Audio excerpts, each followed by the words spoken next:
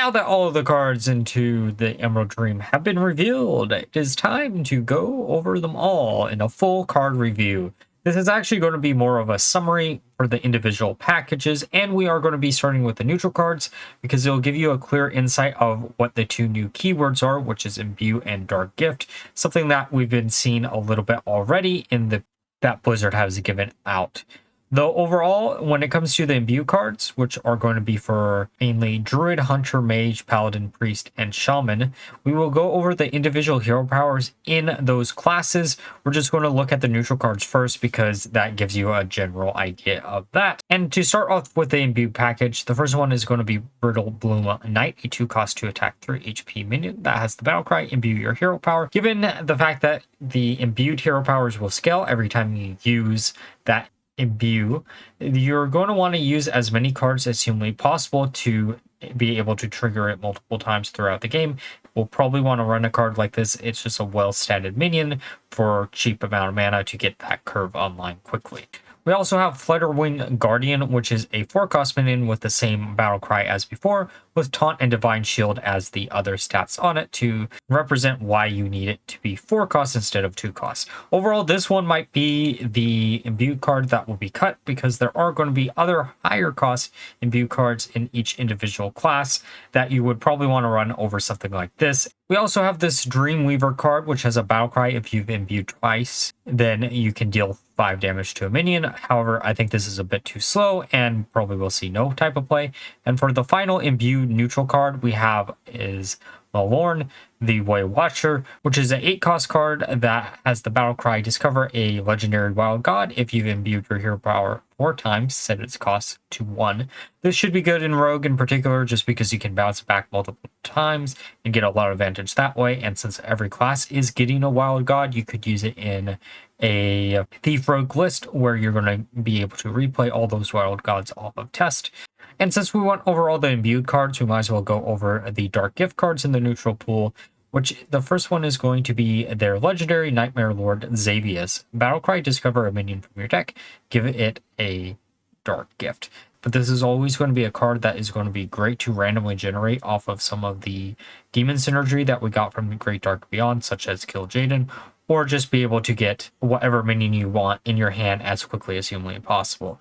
We also have Treacherous Tormentor, which will allow you to get a random legendary minion and give it a Dark Gift, which should be decent enough. It's going to be a little less consistent, but again, if you're heavily relying on the Dark Gifts, this is going to be a great card, especially in Warlock. You'll be seeing why I say this later on. A few of the key neutral cards that I really want to talk about are going to be Tranquil Treant, which is a 2-cost minion that has the Death Rattle. Both players gain an empty mana crystal, basically allowing any class to ramp up because we all love seeing that. There are going to definitely be classes where you're going to want to use this. Gnawing Greenfin is a card that I expect not to see much play right now, but to see play in the next set since it is based around Ungoro. Daydreaming Pixie is also an interesting card just because it gives you access to other classes' nature spells. Peddler is a 2-cost dragon that at the end of your turn give another random friendly dragon +1/+1. Great card for the aggro dragon decks. Zerami Priest is already a very popular deck. This is just going to be a really good 2-cost card for that deck. We also have Briar Spawn Drake, which is a 10-cost dragon that at the end of your turn attack a random enemy minion. Excess damage hits the enemy hero. And you might be wondering, why would I care about this card? Well, we also have the legendary Narlaxis, Herald of the Fights, a 7-cost, 7-attack, 7 HP minion that makes your dragons cost 1. This in combination with the previous card and a few of the other cards that we will be going over for each individual class should allow you to easily swarm the board with a bunch of really big dragons, and that's why it's going to be strong that way. Overall, I do think Dragon Priest is going to be a very frightening deck to watch out for. And then we have Shaldrasil, which is a 7-cost nature spell. Get all 5 dream cards. If you've played a higher cost card while holding them, corrupt them. And the new corrupted cards are going to Corrupted Dream, which shuffles a minion into its owner's deck. Corrupted Awakening, which does 5 damage to all enemies, especially Ysera's, so probably 10 damage there. Give a minion +10/+10 and immune this turn. Elusive your hero is elusive on a 6/10 body, and then a 14/12 HP for a cost dragon. This card is going to be so much fun to play around with. It's so flavorful too, and it's one of those cards that I could easily see building a deck just all right, now for Priest, starting with Aviana, Elune's Chosen, which is a 9-cost 7-attack 11 HP minion. Battlecry, start a 3-turn lunar cycle. When the full moon rises, your cards cost 1 this game. This might look like a very slow card, but you have to remember there is the tourist package within standard Hearthstone that allows you to get access to Cash Cow, making it where you can maybe get this out a little bit earlier than normal. It's also worth mentioning we do now have a really good combo enabler with it in the form of Tyrande, who has the Battlecry. The next 3 spells you play cast twice. This in combination with Acupuncture and Void Shard would allow you to easily OTK your opponent. The one downside is that you won't be able to easily get additional copies of Tyrande or any of the key spells that you need in order to OTK your opponent, so any type of armor would basically ruin your day. But there are a lot of nerfs that have been going out or will have gone out by the time these cards are in standard, so that idea might be a little bit more playable than I currently think it is. And then for some of the other cards that we'll be seeing is Ritual of the New Moon, which is a 5-cost arcane spell that summons 2 random 3-cost minions, cast 3 spells to summon 6 costs instead. And then this is what it looks like. I think this card on theory is decent, but I just don't see a world where you're going to want to play this. 2 minions isn't enough to get any type of advantage, where for 5 mana you'd want to play a card like this. Then we also have Selenic Drake, a 4-cost 3-attack 6 HP dragon, elusive at the end of your turn, get a random dragon. Just a really good dragon for Priest. Very, very difficult for your opponent to remove because that's elusive. There are only like 1 or 2 silences in all of standard now after rotation. We also have Wish of the New Moon, which is a 3-cost arcane spell that deals 6 damage to a minion, casts 3 spells to gain lifesteal, thus allowing you to heal for a little bit more. Nice little survivability tool. And finally we have Weaver of the Cycle, which is a 3-cost 3-attack 3 HP minion with the Battlecry. If you're holding a spell that costs 5 or more, deal 3 damage. This could play easily into the combo that we were talking earlier about with Tyrande, where you just need a few extra damage sources in order to finish off your opponent. Moonwell is also another pretty good target for the Aviana OTK combo list, where it does 4 damage to all enemies and restores 4 health to all friendly characters for 7 mana, but with Aviana it'll be down to 1 and easy to combo with Tyrande. Overall, I think this card will see a lot of play just because it is a decent removal tool, and we are losing things like Harmonic Pop out of standard Hearthstone. Then we also have Twilight Influence, which is a 2-cost shadow spell. That is, choose 1, destroy a minion with 3 or less attack, or summon a random 2-cost minion. It's alright. I don't think there's anything special to write home about with this card. Then for the Imbued package, we have Lunar Wing Messenger, which is a 2-cost minion with lifesteal. Battlecry, imbue your hero power. And now we get to see why they reworked Raza. This is going to be Priest's imbued hero power, Blessing of the Moon. Choose a Priest minion or spell to add to your hand. It costs 1 less, but is temporary. And then the discount is going to be upgraded every time you imbue. Basically, what they were afraid about with Raza was you'd get a bunch of infinite resources in order to keep using your hero power over and over and over again. Overall, this is probably a decent enough hero power where if you can get additional copies of like Tyrande for the OTK list, that's probably where you're going to try to use this most likely. But it is a little bit RNG based, so it could be a lot worse than some of the other imbue hero powers that we've seen. We also have Kaldorei Priest, which is a 4-cost 4-attack 4 HP minion. Battlecry, give all enemy minions -2 attack until your next turn. Imbue your hero power, just a really good control tool to allow you to survive long enough in order to get some OTKs off. Overall, Priest looks like a lot of fun, and I can't wait to try stuff out with the cards. Now for DK, starting with Ursoc, which is their Royal God, a 9-cost 6-attack 14 HP beast. Battlecry, attack all other minions. Death Rattle, resurrect any this killed. It is worth mentioning that this card would have probably been a lot more playable when the Titans were in rotation. However, because you no longer can get a bunch of advantage off of the Titans, hard running this card might be a little bit hard to justify. The other legendary we're going to be going over here is Nithandra, a 7 cost 7 attack 7 HP undead dragon. Taunt, Death Rattle, split into 1/1 beetles at the start of your turn, reform with any remaining. Basically, this means it'll keep reforming with how many ever total of the 1/1 beetles. So if you have 6 beetles survive, it'll be a 6/6 instead of a 7/7 the next time around. It is a little bit sad, given some of the other cards we'll be going over here in a second, that this card can't be used in a blood DK list, but it is what it is. It's cool to see this character not forgotten from the Emerald Nightmare raid. The first card we're going to be going over for the blood DK package is Hideous Husk, a 6 cost 3 attack 5 HP undead beast. Your leeches steal 2 more health from their victims. Battlecry, summon 2/02 leeches. You might be wondering, what do these leeches do? Well, at the end of your turn, your hero steals 1 health from the lowest health enemy. This has some interesting implications in Wild, because this does get around Ice Block, which is kind of cool. But in Standard, this could act as a way to scale up your hero's HP higher than before, and also allow you to use some cool new bestial synergy that it seems like DK is getting a lot of nowadays. The other cards in this package are going to be Sanguine Infestation, which is a 4 cost spell that draws 2 cards, summons 2/02 leeches, and is going to require 2 blood runes. And finally, we have Infested Breath for this package, which does 2 damage for 2 mana and summons a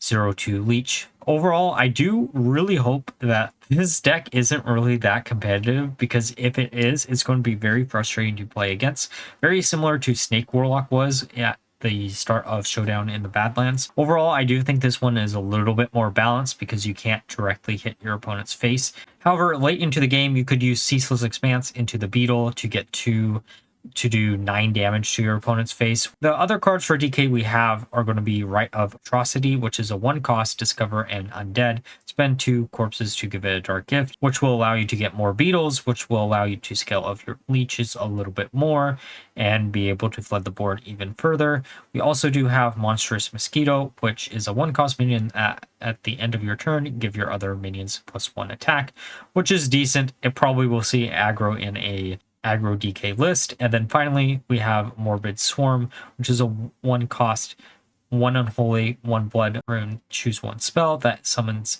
2/1/1 ants or spends 2 corpses to deal 4 damage to a minion. And this is a decent replacement for some of the cards that we are going to be losing in rotation, but I don't think it's going to be too playable. All right, for Rogue, we're going to start off with our Wild God, Ashbane, a 9 cost 7 attack 7 HP beast. Battlecry, fill your hand with copies of cards from your opponent's deck. They cost 3 less. My main concern about this card is it is a 9 cost card, which in modern Hearthstone means your opponent may or may not have a deck left over. Thus, this is going to give you no cards in your hand, and thus make it a flat 7/7 body with nothing else to it, making this card probably quite weak. However, we are going to see some other additional Thief Rogue support that we'll be going over here in a second. The first one is going to be Tricky Satyr, which has the battle cry, get a copy of the lowest cost card in your opponent's hand for 3 mana, which isn't bad per se. It does have a high chance of giving you a Ceaseless Expanse late into the game, but early on in the game, it's probably going to just give you a 1 drop or a 2 drop, which might be a little bit not that great. And now we have Mimicry, a 1 cost spell that makes your opponent draw 2 cards, and then you get a copy of both, which in theory is not that great of a card. However, given some of the later cards we'll be going over, this card does have a lot more potential than it might look at first glance. The one downside is you are giving your opponent some type of advantage, but given one of the later cards, it won't give them too much advantage, at least not for long. The other card we have for this package is Nightmare Fuel, a 1 cost spell that discovers a copy of a minion in your opponent's deck, combo with a Dark Gift, just a little bit of a more consistent version of Mimicry, because it doesn't give your opponent any type of advantage. So I could easily see this one seeing play. And finally, for the last card in this package, we have Shadow Cloaked Assailant, a 4-cost Battlecry minion that if you're holding one of the same cards as your opponent, shuffle theirs into their deck. This will allow you to easily make advantage with Mimicry, though I'm pretty sure given the way it's worded, it'll only shuffle one card in to your opponent's deck. But this does kind of branch into the other package that Rogue is going to be seeing, which is Hand Control. Renferal the Maleficent, a 3-cost, 3-attack, 3 HP beast. Battlecry, trap one random card in your opponent's hand for a turn. Improve for each time this is played. Which means we are going to be seeing more bounce backs. Ooh! With Web of Deception, a 2-cost spell that returns a friendly minion into your hand to summon a 4/4 spider with stealth, making it very easily to combo with Ren Feral, and you do still have things like Shadow Step and Tide Pool to get additional copies of Shadow Step if you really feel like it. But we also do have a few other good targets for this deck, such as Harbinger of the Blight. Whenever this enters your hand from the battlefield, summon 2 random 2-cost minions. This is probably actually going to be the win condition for the bounce back deck instead of the weird hand control-y stuff. But I'm way more excited for the hand control-y stuff just because of the fact that it looks a lot like it's going to be a lot more fun, and I always have a soft spot for that type of deck. And we also do have Twisted Web Weaver as a way to get additional cards once we replay any type of minion that we're going to be bouncing back overall. Now for Paladin, first card is going to be Torgath the Unbreaking, a 5-cost minion that has Divine Shield. Taunt your Divine Shield 3 hits to break. Oh boy, I wish we had Starlight Groove in rotation still. If we did, that could be a really interesting combo between the two of these. It could protect your face enough. Overall, though, I do think this isn't going to be the strongest card in the world, even though I know a lot of people are thinking it's going to be pretty strong, just because of the fact that it is a minion that already has taunt on it, thus making it where it's going to be destroyed pretty quickly if your opponent doesn't already have some way to silence it or hex it, and there are plenty of ways to do that currently in Standard. Though I could see this easily fitting in Libram Paladin, which is a pre-existing deck. The next card we're going to go over is probably my favorite Paladin legendary in a long time, Ursul, a 8-cost, 9-attack, 7 HP beast. Battlecry casts the highest cost spell from your hand as an aura that lasts 3 turns. It is worth mentioning through more information that was revealed to the community that this card will give you an aura that casts the same spell 3 times. Thus making it where if you use this in combination with Crafter's Aura, you'll be getting 3 additional Crafter Auras instead of only getting 1 of them. Making that kind of an interesting combo, and it's going to flood your board with a bunch of minions that you could easily take advantage of. There's also going to be another card of Renewing Flames, which is a 7-cost spell that deals 5 damage to the lowest health enemy twice, which also has lifesteal. Least chip away at her hero's HP pretty easily if you can get multiple copies of Ursul. Overall, I do think this is a interesting angle to take it, and probably the more meme angle. But because we see some dragons on this, we might as well talk about the imbued cards for Paladin. First one is going to be Gold Petal Drake, a 3-cost, 3-attack, 4 HP minion. Battlecry, Death Rattle, imbue your hero power, and the hero power for Paladin is going to be Blessing of the Dragon. Shuffle 2 Emerald Portals into your deck. Your portals summon 1-cost dragons, and then this will be upgraded every time you imbue your hero power. And these are going to be cast when drawn spells. Very similar to the old Ysera from Descent of Dragons, but a much better version of it, and I can't wait to see the return of Dragon Paladin. Also, to support the dragons, we have Dragon Scale Armaments, a 1-cost holy spell that draws a spell that started in your deck and one that didn't. Great for the imbued hero power. We also have Aegis of Light, which is another holy spell that summons a random 1-cost minion and gives it taunt, and then imbues your hero power, which could be comboed between those 2 cards perfectly. Dream Warden, which is a 4-cost dragon. Taunt Battlecry if there's a card in your deck that didn't start there, draw and gain +2/+2. Decent card for the dragon synergy, since we are going to be seeing a lot of neutral cards too. We also have a pretty good weapon, which is assign them all. After your hero attacks, draw your highest cost card, perfectly setting up Ursel. You could actually use this in combination with Puppet Master in order to get a 1 cost card copy of the card and then be able to use multiple Ursels pretty quickly, and probably the angle that I really will take in the day 1 deck for Paladin. Now for Warlock, starting with their Wild God, which is going to have the battle cry. The next card you play costs your opponent's health instead of mana up to 10, and it costs 10. It is worth mentioning that this card will allow you to overkill your opponent through whatever card you do play. So in theory, if you can get 3 copies of this, cough, cough, Bob, then you will be able to OTK your opponent that way. Overall, this is a really gimmicky card, but it could be a lot of fun, and I can't wait to try something like this out. It's basically the return of Snake Warlock, since this will also probably ignore armor. Now for the other legendary Warlock has, which is Wallow the Wretched, a 7 cost 6 attack 6 HP minion. While this is in your hand or deck, it gains a copy of every dark gift given to your minions. This is what I expected out of Xavius. Sadly, it wasn't on Xavius, but I am kind of glad that it is a class card, just because it means all the dark gift decks are going to play completely different from each other. Overall, this could be a really fun card to build a deck around, because as long as you give it charge and a bunch of the other stat increasing abilities, you should be able to maybe swing into your opponent's face for a bajillion damage. And we might as well go over the other dark gift cards. The first one is going to be Overgrown Horror, a taunt minion with the battle cry. Reduce the cost of minions in your hand with dark gifts by 2. I think this will be a little bit slow. We have Advent Guardian, a 2 cost discover a Death Rattle minion with a dark gift. Great for the dark gift deck, but also pretty good for the Death Rattle deck.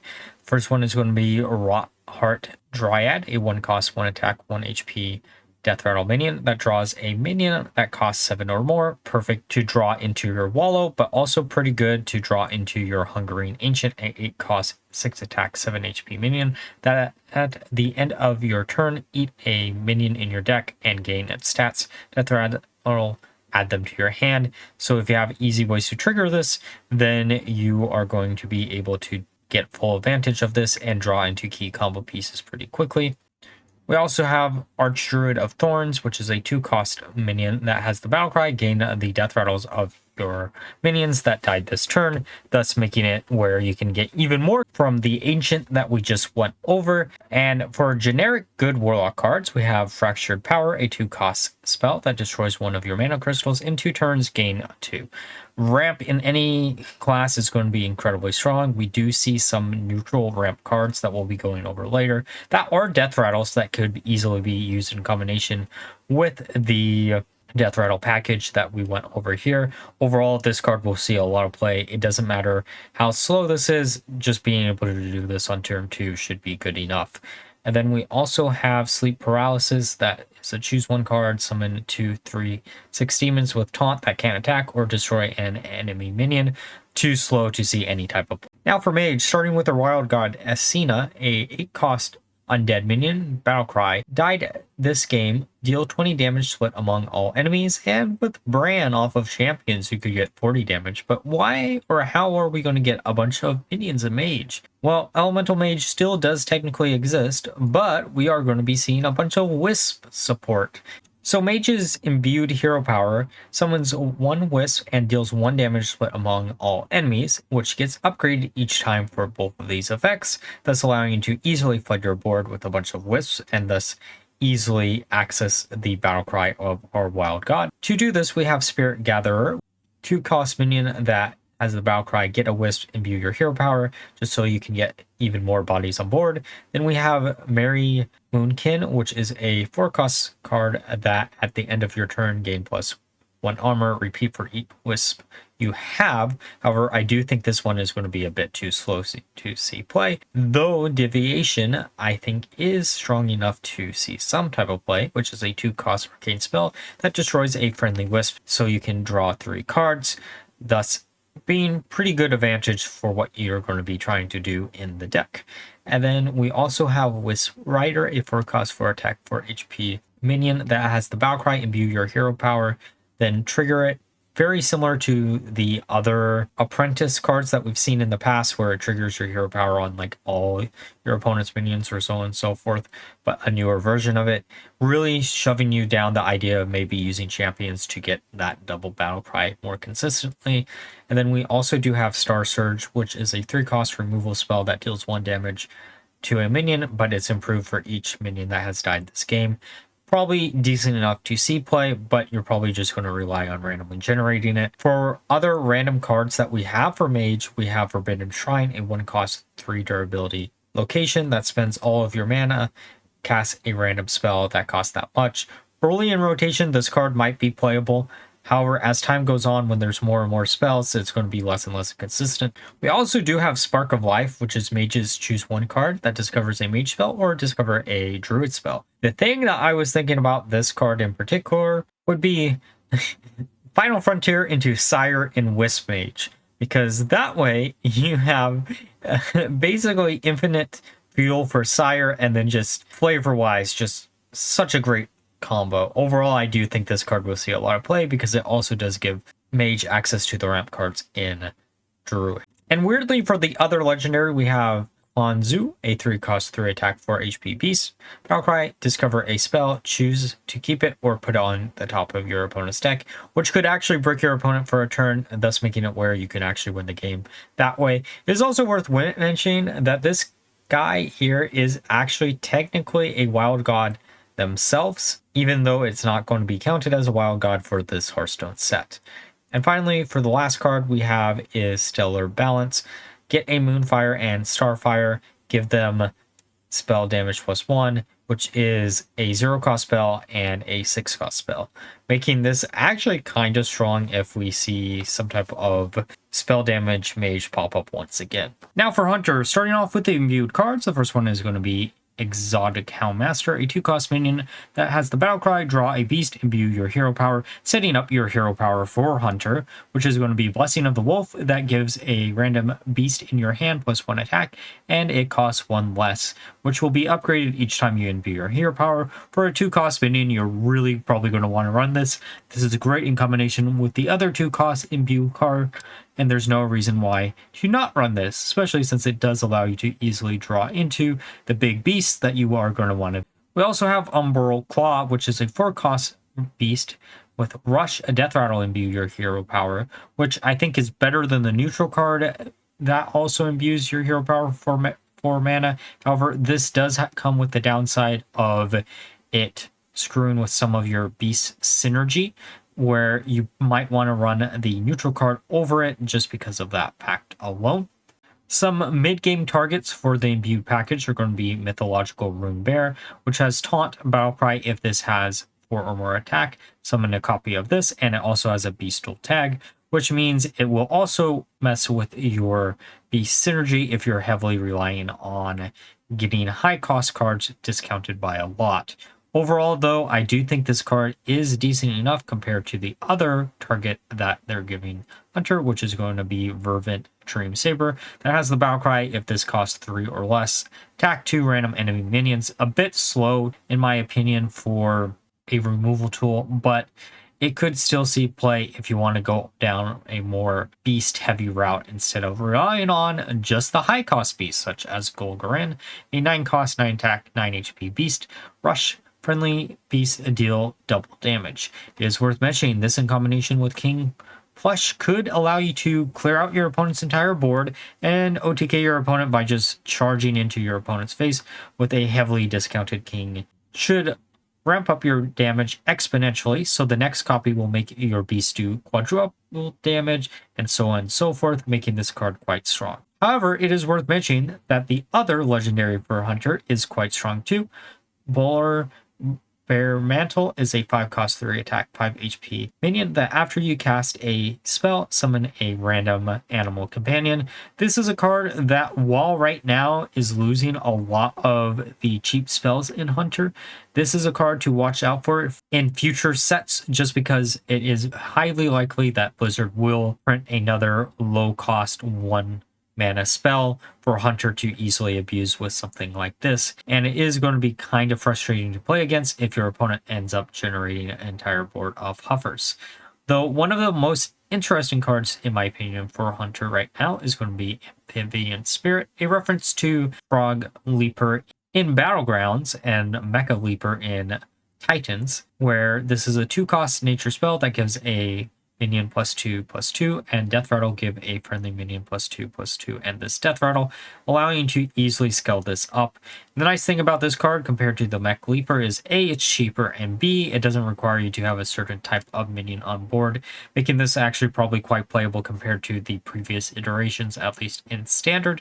We do have a new weapon in the form of Shepherd's Hook, which after your hero attack summons a 3/3 sheep that's dormant for 2 turns. I do think this is going to be a little bit too slow, so it probably won't see too much play. We have Spirit Bond that deals 3 damage to a minion. If it kills it, summon a 3/2 Wolf with Rush. This is definitely an easy buff target on day 1, where eventually we'll see Blizzard buff this up to being a 2 mana card instead of 3 mana to use it with Chatty Parrot, since this seems to be perfect for a combination between those 2 cards. It's just a bit slow current. And then for the choose 1 card, we have Grace of the Great Wolf, which is a 4-cost spell that choose 1 and deal 4 damage to the enemy hero, or summon 2 3/2 wolves with Rush. Honestly, I don't think this card will see too much play. It's basically a worse killing command. Now for Demon Hunter, starting with their weirdest legendary, Aldrashis, a 5-cost, 5-attack, 5 HP beast demon. Battlecry transform minions in your hand into random demons. They keep their original costs. This is a worse stars align. I tried to make that card work so many times while it was in rotation in Priest, but this is a legendary, so you can only run 1 copy of it, so it's even less consistent that way. There is some weird deck that you might be able to run in Wild where you're running all the 0-cost cards, but overall in Standard, I don't see this one seeing too much play outside of memes. There is a way to perfectly fix this card.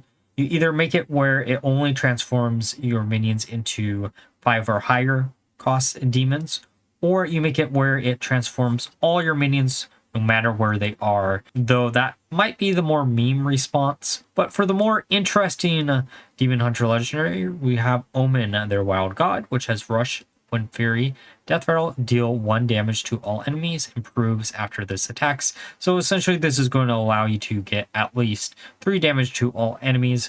For 10 mana, that might not be that strong, but randomly generating it off of some other cards might be good enough. You have Cliff Dive to drag it out of the deck early and to set up some of your Death Rattle synergy that we will be going over here in a second, such as Furious Fellbat, a 7-cost, 7-attack, 5 HP demon. Death Rattle, resurrect a different friendly Death Rattle minion that costs 5 or more, and then you summon a copy of it. So essentially you can get 2 omens for the price of 1 if you use this and Cliff Dive.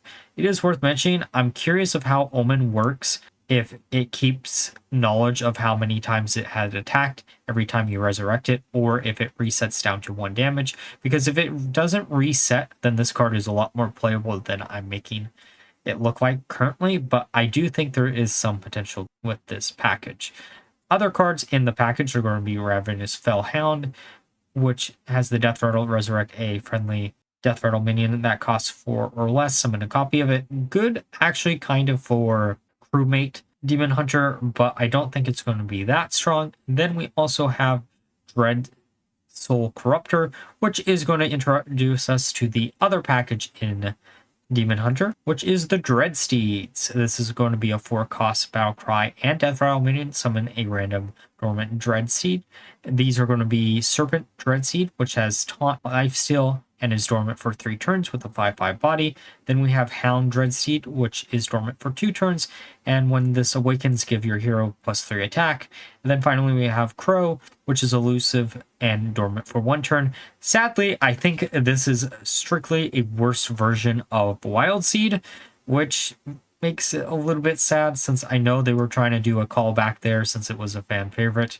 Wyvern's Slumber, a 3-cost spell that has the choose 1, summon 2 dormant Dreadseeds, or deal 2 damage to all minions, making it actually kind of playable in Demon Hunter since it is a class that historically is missing a lot of AoE, and this is a decent enough choice between the two. Though, if you're running in Dreadseeds, you're going to want to probably always choose the Dread Seed. Sadly, we just don't have a big payoff for that deck right now. Grim Harvest is also just a really good draw card, and it also has the added benefit of generating you a Dread Seed, so hopefully maybe you can actually put the board with enough here. Now for Shaman, we're going to start with their Wild God, which is going to be Ohara, a 9 cost, 5 attack, 11 HP beast. At the end of your turn, play the top 3 cards from your deck. Just a really good draw power card, quote unquote. It should allow you to get some advantage off of some of the other cards that we'll be going over here in a second, such as Beanstalk Brute, a 5 cost, 4 attack, 4 HP elemental. Battlecry, give +4/+4 to the top 3 minions of your deck. So this, in combination with the previous card, should allow you to flood the board with really big minions. I do think Ohara is probably going to be a card that is more playable by randomly generating it off of Morlorn than by playing it by themselves.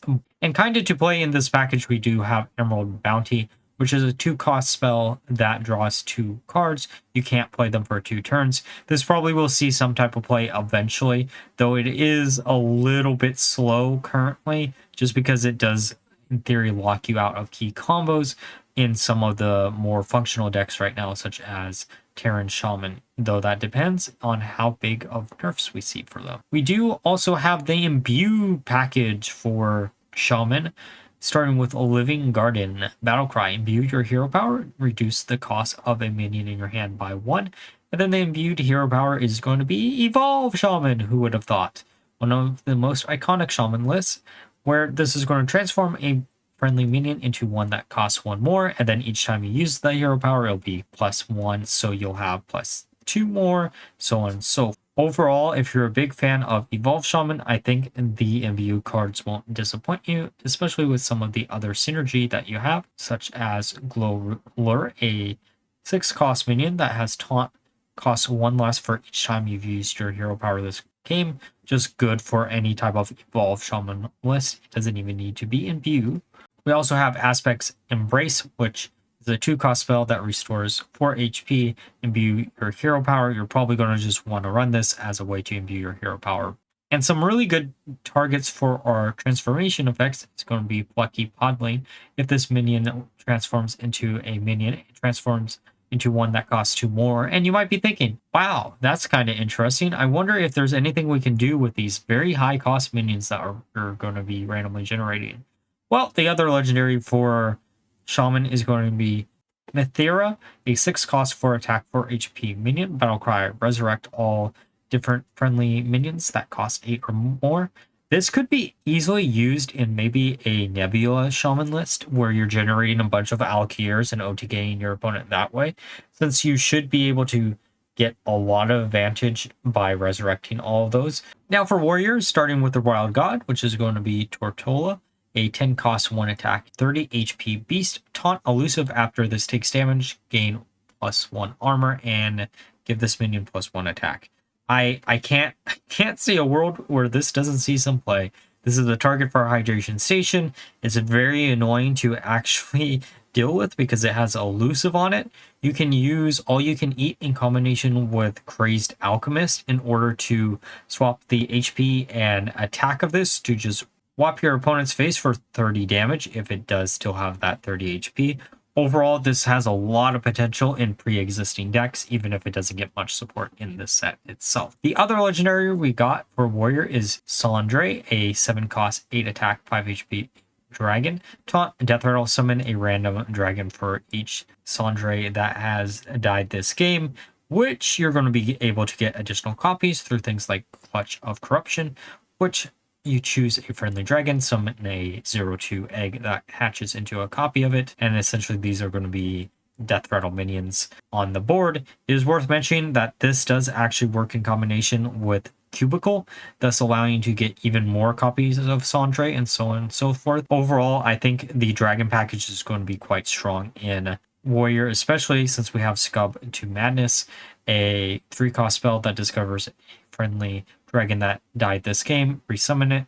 Basically, early on, this is going to be a consistent way to get more Sandres. We do also have Dark Rider that has the Battle Cry. If you're holding a dragon, discover a dragon with a Dark Gift. Just a good 1-drop card for the deck, so I can't see why this would never see any type of play. We have Siphoning Growth, which destroys a friendly minion to gain 8 armor. You can use this either on the eggs or Sandre herself. We have Broodkeeper, which as the battle cry, if you're holding a dragon equipped a 2/2 sword. Doesn't have any tribal synergy, but probably still playable enough.